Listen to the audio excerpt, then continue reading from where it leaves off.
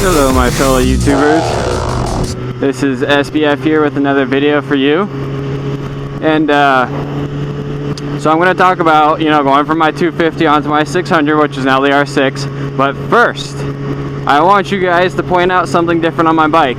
I'm pointing at it right now.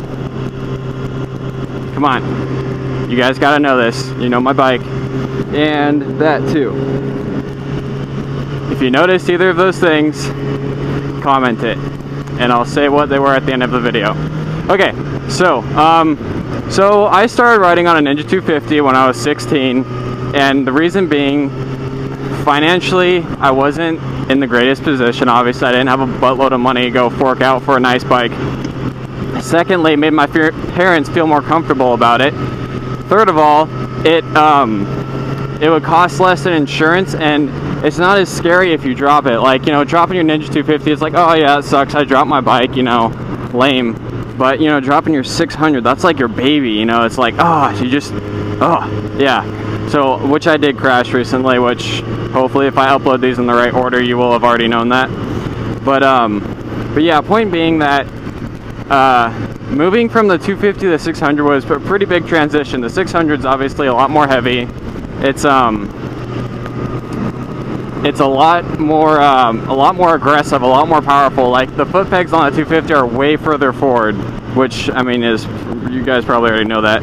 But, I mean, your first time on an R6 or any 600, it's like, dude, in first gear, you just give it gas, you're like, oh my god! Like, it's just, it just gives you such an adrenaline rush. In every gear, it just pulls hard. And you're like, oh my gosh, this is wonderful.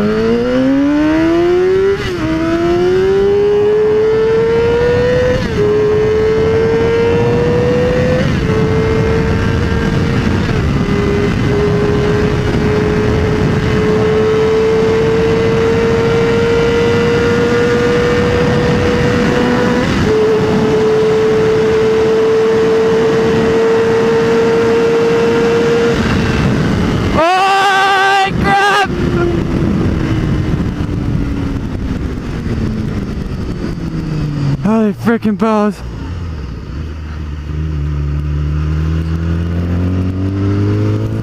Oh my god! That was so fast! Ooh, that was stupid of me. That was really retarded. Don't do that at home, guys. Unless you want to look like an idiot. Like, seriously, god, who does that? Blows by cars at 150? What a douche. Ugh, exhilarating. First time doing that though, like, I mean, just even getting to like 100, I was like freaking out, like, oh my god, what's happening right now? Holy crap! Going from 250 to 600, the other thing is brakes. They're a lot more sensitive, easy to endo on. Very quick throttle response. Wonderful. And it took me like more than 2 weeks to get this thing up to 14,000 RPMs. I get to 12 and I'd shift and be like, oh, okay, that's good enough for me. And I didn't get it past, 100 or 120. I didn't get past that for like a while. Anyways, and the fastest I've ever been is 172, and that was on a really long straightaway. So yeah, it is such a different ball game. You really need a GPR steering stabilizer, or a steering stabilizer in general, because you're going so much faster. You're gonna get a lot more head shake, a lot easier, and pushing it a lot more.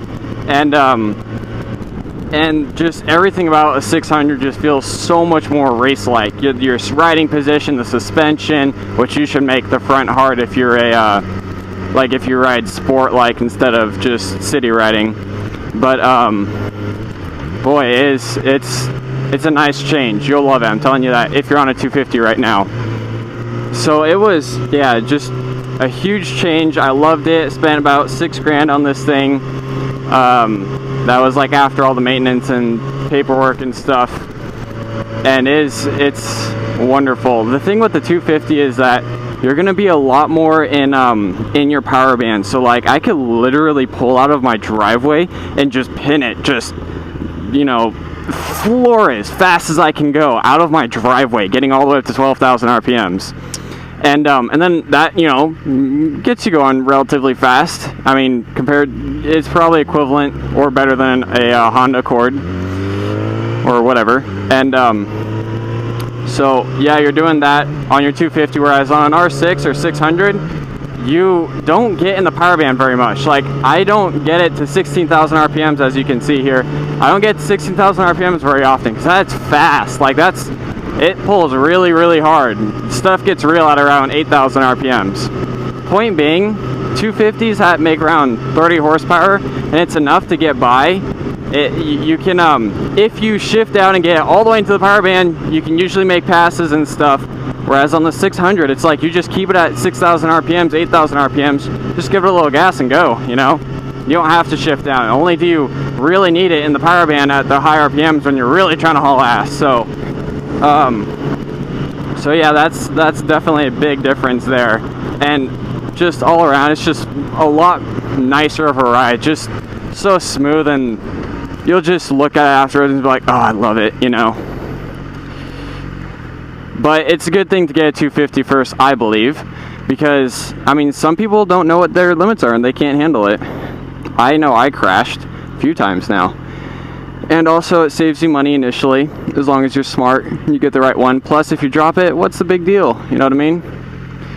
Whereas this thing, it's like, dude, you just don't want to drop it. It's your baby. Invest all this money into it. Spend $100 there, $200 there, $300 there, getting carbon fiber parts and whatnot. Oh, speaking of which, the parts I got, carbon fiber accents right here, in case you didn't notice that. Looks pretty sweet, I think. And then the solo seat in the rear, which I'm not going to turn around right now, just because paying attention to traffic and stuff, which you should always be doing.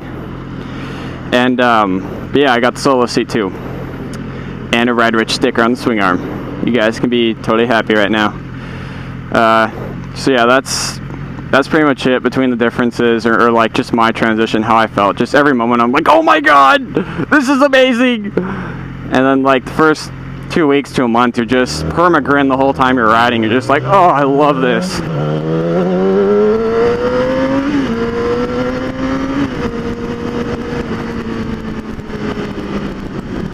The horsepower, oh, green light, yay. The horsepower is amazing.